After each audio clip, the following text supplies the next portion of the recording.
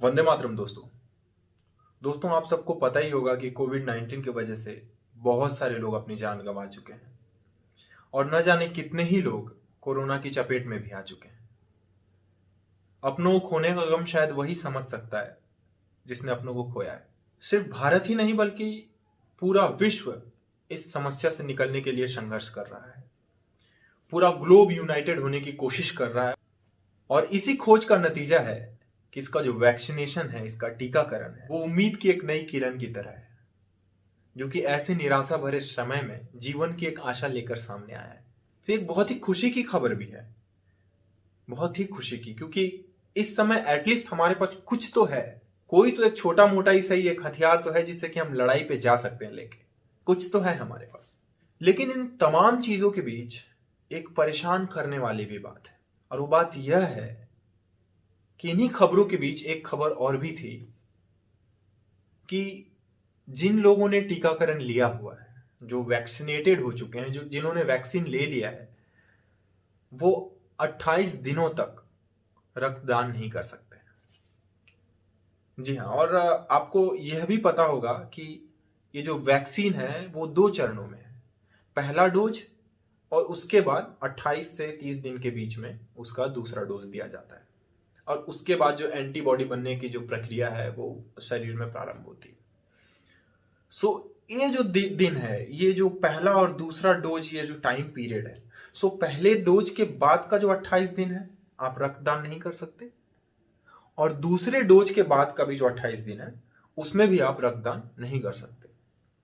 मतलब कि ये जो 56 दिन है, या फिर यूं कहें कि राउंड फिगर 60 डेज, मतलब 2 महीने का जो ऐसा वक्त है एक व्यक्ति के लिए, और यह उस दिन से है जिस दिन वह व्यक्ति वैक्सीनेटेड होगा, वो रक्तदान नहीं कर पाएगा। सुनने में एक नॉर्मल चीज है, ठीक है, रक्तदान नहीं कर पाएगा तो क्या हो जाएगा, लेकिन फिर जब आप सोचोगे तो आपको पता चलेगा कि भारत में या फिर मेरे समझ से कहीं भी विश्व में किसी भी स्थान पे जो ब्लड डोनर्स की जो आयु है वो 18 के बाद वाले ही मैक्सिमम उस लिस्ट में आते हैं जो कि ब्लड डोनेट करते हैं और उनके ब्लड से और भी लोगों की जिंदगी को बचाई जाती है।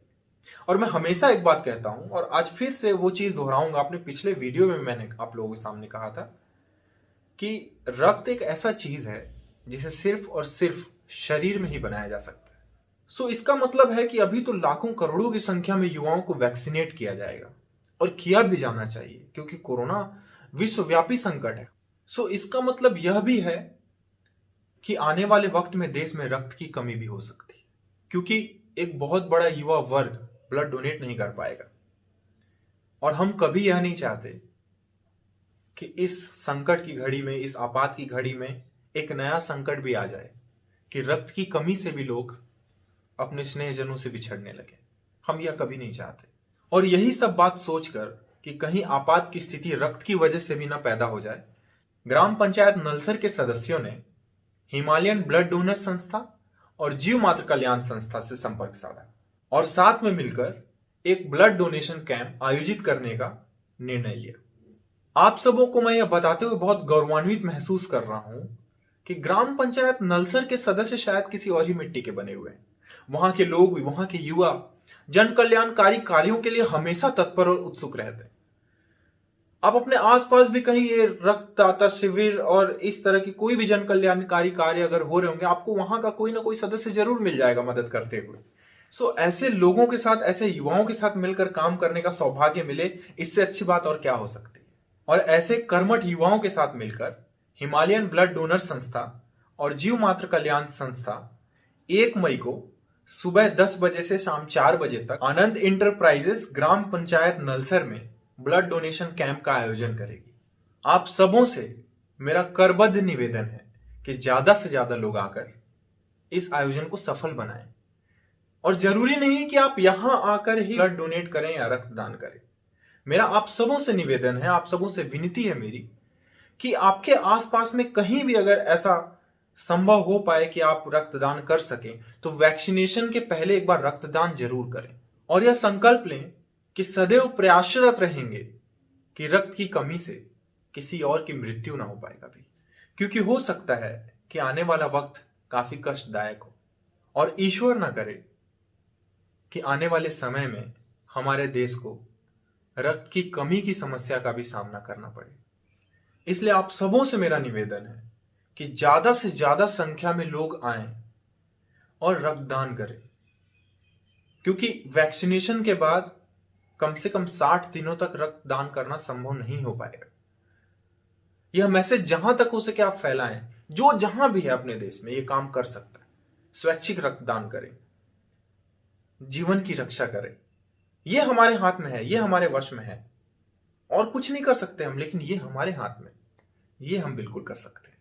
और एक महत्वपूर्ण बात मैं यह भी कह दूं कि जब भी आए सरकार के निर्देशों का पालन अवश्य करें। जो भी गाइडलाइंस गवर्नमेंट ने हमारे लिए निर्धारित किए हुए हैं उसका पालन जरूर करें। एक उचित दूरी बनाकर रखें, मास्क का उचित प्रयोग करें, और अपने जितने भी स्नेहजन और मित्रजन हैं, सामने से नहीं, कम से कम उनसे अपने दूरभाष यंत्रों पे, अपने फोन से, अपने मोबाइल से, व्हाट्सएप से, डिजिटल प्लेटफॉर्म से, जैसे भी हो सके उनसे सदैव संपर्क साधते रहें। सोशल डिस्टेंसिंग में हमें शारीरिक रूप से अलग रहना है, फिजिकली आमने सामने नहीं आना है या फिजिकली नहीं मिलना है, लेकिन हमारे दिल हमेशा एक दूसरे से जुड़े होने चाहिए, क्योंकि अभी आपात की स्थिति में हम ही एक दूसरे की वैक्सीन है। हम ही एक दूसरे की सहायता कर सकते हैं, हम ही एक दूसरे को मोटिवेट कर सकते हैं, और हम ही एक दूसरे को बचा सकते हैं। सो आप सबों की कुशल कामना के साथ मैं अविनाश फिर से आप लोगों से यही आशा करता हूं कि आप सब एक दूसरे से जुड़े रहेंगे, एक दूसरे की मदद के लिए सामने आएंगे, क्योंकि मुसीबत की घड़ी में सबसे पहली जरूरत अपने लोगों की होती है। सो हमें एक दूसरे का साथ नहीं छोड़ना है, एक दूसरे से संपर्क में रहना है, बात करते रहना है। फिजिकली डिस्टेंट रहेंगे, लेकिन दिल को ऐसे अलग नहीं किया जा सकता। कोई कोरोना दिल को अलग नहीं कर सकता। सो आप सबों का बहुत बहुत आभार ये वीडियो देखने के लिए।